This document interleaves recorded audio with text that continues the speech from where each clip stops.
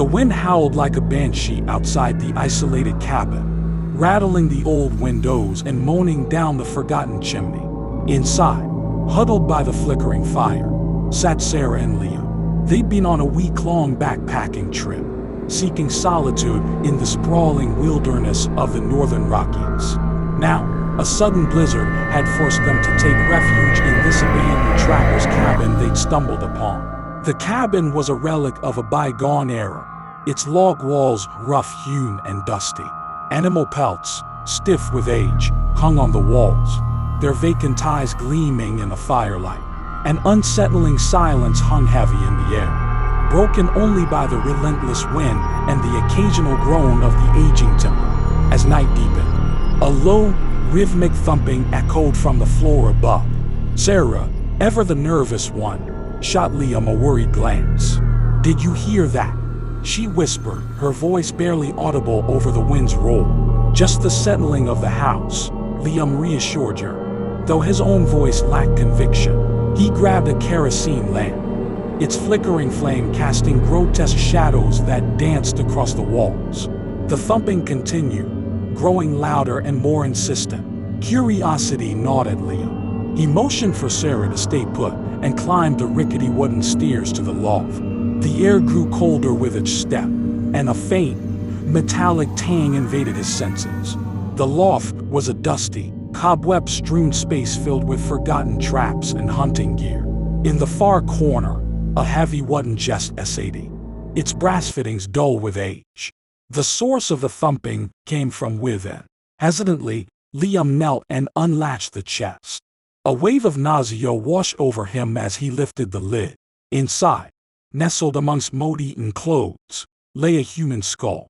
But it wasn't the skull itself that made Liam's blood run cold. It was the message carved into its forehead.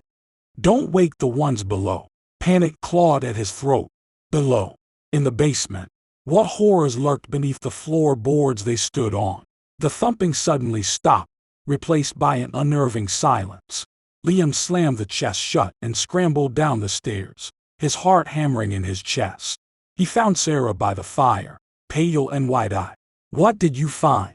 she breathed, her voice trembling. Liam, his face dashed with terror, simply shook his head, unable to speak. The silence stretched on, thick and suffocating. Then, from the basement, a new sound emerged. A guttural scraping, like claws dragging against stone. Sarah whimpered, burying her face in Liam's shoulder. The scraping grew louder, closer, accompanied by a low, inhuman growl. The floorboards trembled, and a cold draft of air whooshed up from the hidden space beneath. The lamp sputtered and died, plunging them into complete darkness.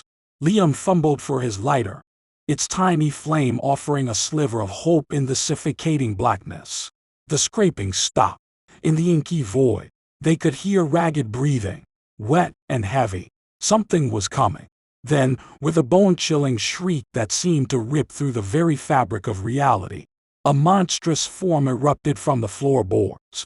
It was vaguely humanoid, but twisted and grotesque, its eyes burning embers in the darkness.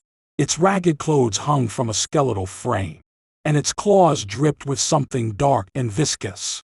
Liam and Sarah screamed, scrambling back from the monstrosity.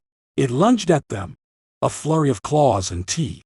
Liam shoved Sarah aside, the creature's razor-sharp claws tearing at his arm.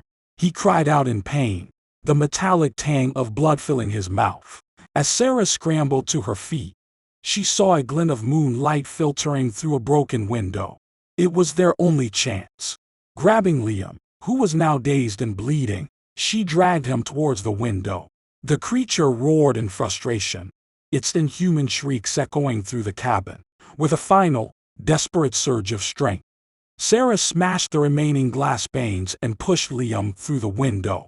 She followed behind him, tumbling into the snow-covered night. They stumbled through the blizzard, the creature's enraged howls echoing behind them. The biting wind stole their breath, snow stinging their faces. But they dared not stop. They had to get away.